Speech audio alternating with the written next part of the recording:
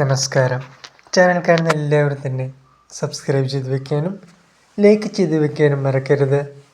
കഴിഞ്ഞ ദിവസം കോഴിക്കോട് ദീപക് എന്ന ചെറുപ്പക്കാരന് സംഭവിച്ച ദാരുണമായ ഒരു സംഭവം നമുക്ക് എല്ലാവർക്കും അറിയാവുന്നതാണ്.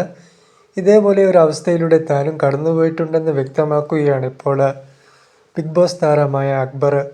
അന്ന് ഒരു ടാസ്കിനിടയിൽ അനുമോളുടെ ശരീരത്തിൽ താൻ മോശമായി സ്പർശിച്ചു എന്ന് പറഞ്ഞ് അന്ന് അനുമോൾ പ്രശ്നമുണ്ടാക്കിയപ്പോൾ എല്ലാവരും തന്നെ കുറ്റപ്പെടുത്തിയെന്നും ദീപകിൻ്റെ അതേ മാനസിക അവസ്ഥയിലൂടെയാണ് താൻ കടന്നുപോയതെന്നും അക്ബർ ഓർത്തെടുക്കുകയാണ്.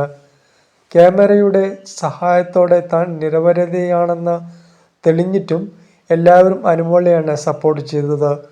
അത്തരമൊരു മാനസിക അവസ്ഥ എങ്ങനെയാണ് രൂപപ്പെടുന്നതെന്ന് എനിക്കറിയില്ല. ക്യാമറയിൽ തെളിവുണ്ടായിട്ട് പോലും അനുമോളെ എല്ലാവരും സപ്പോർട്ട് ചെയ്യുന്നത് സമൂഹത്തിൻ്റെ പൊതുവായ കാഴ്ചപ്പാട് കൊണ്ടുള്ള പ്രശ്നമാണെന്ന് അക്ബർ വ്യക്തമാക്കുകയാണ്. പെണ്ണിൻ്റെ നീതി ആണിന് കിട്ടുന്നില്ലെന്നും അക്ബർ ആരോപിക്കുന്നുണ്ട്.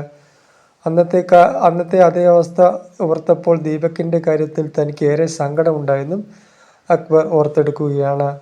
ബിഗ് ബോസ് താരമാണ് അക്ബർ. ഗായകനും അതേപോലെ മറ്റു സോഷ്യൽ ആക്ടിവിറ്റിയുമായി കഴിഞ്ഞു പോവുകയാണ് ഇപ്പോൾ അക്ബർ. ചാനൽ കാണുന്ന എല്ലാവരും തന്നെ ഒന്ന് ചാനൽ ലൈക്ക് ചെയ്യാനും സബ്സ്ക്രൈബ് ചെയ്യാനും മറക്കരുത്.